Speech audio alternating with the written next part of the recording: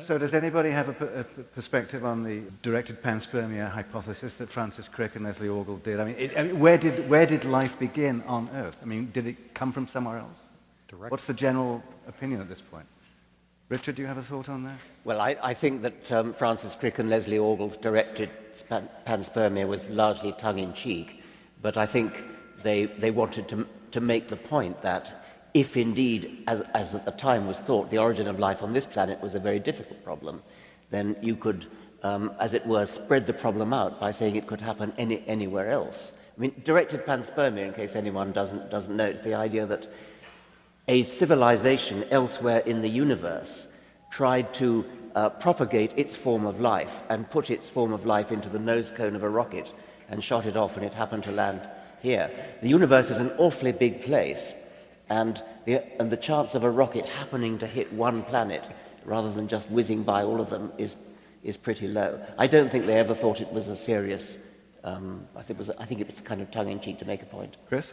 But I think Richard's right. The directed panspermia maybe was tongue-in-cheek, but the notion that life could be ejected, like Lawrence was saying, by natural processes and spread, which is just called regular panspermia, is getting more serious attention now, because as we study early life, it's looking more and more like life appears very early in Earth history at a very complete and complex level already. It seems like Athena springing from the head of Zeus, fully formed.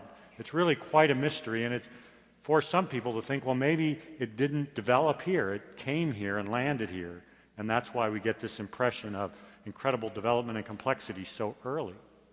Is Brittany Fox here anywhere? Okay, so she sent a question in on the Facebook, Twitter, or Origins Project website. I think this probably goes to Craig, but other people might want to comment as well. Ethically speaking, do you believe that life should be created in the laboratory? And more importantly, do you believe that life can in fact be created in laboratory setting? That's easy, yes. Yes. You know, in fact, there's an interesting, being Darwin's birthday, there's an interesting quote in his book about that it would be much more interesting, I'd have to paraphrase it because I didn't bring it with me, much more interesting to study man-made variations of species than what occurs naturally, something to that extent, because what he was finding, I guess, in England was pretty boring. But Craig, you've got a long way to go before you make all of life from scratch. You can make the genome part, that's the easy part, but all the other stuff, it's going to take a while, isn't it? Well, it wasn't so easy, actually. Easy with hindsight. Yeah. Well, I mean, it remains to be seen. I think we have to cheat to some extent, because if we put the components in that can read the DNA, make the proteins. A ribosome is one of the most complex structures we have. And so just starting with the ribosome is sort of like building a new Ferrari and buying the engine from somebody else. But sooner or later, these simple information systems will get read. I mean, it is important, and we're discussing this at the break, as how much information transfers with the cell.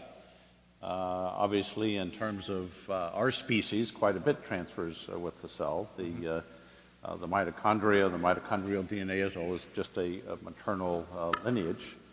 I think microbes are a lot simpler, and I think we will be able to totally create cellular systems from non-cellular systems and from synthetic molecules and synthetic DNA. That's still a very long way from creating life from scratch. Right. Craig, do you know from your work what the minimal? Do we yet know what the minimal configuration is to make life?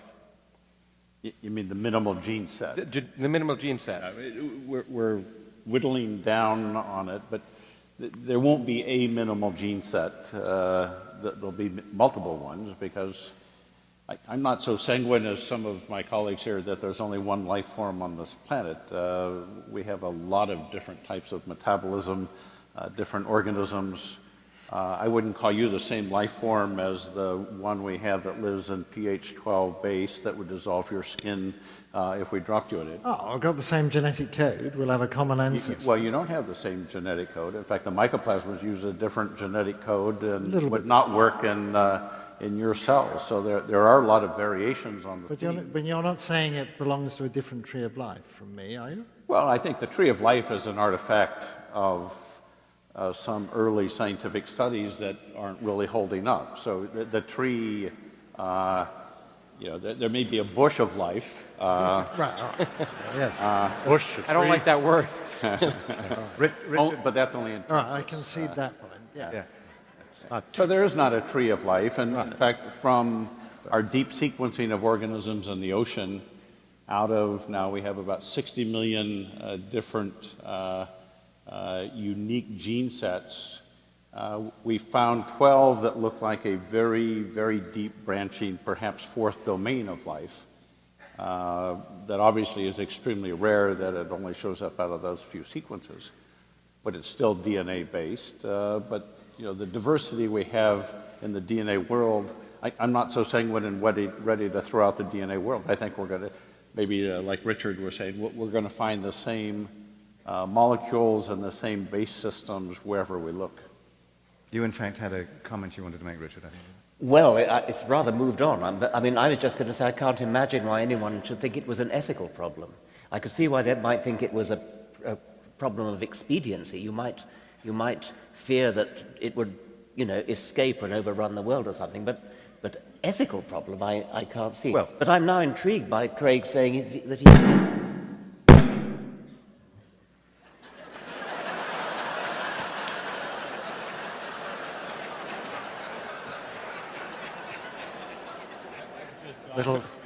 I'm intrigued at Craig saying that the tree of life is a fiction. I mean, the DNA code of all creatures that have ever been looked at is all but identical, and surely that means that they're all related, doesn't it?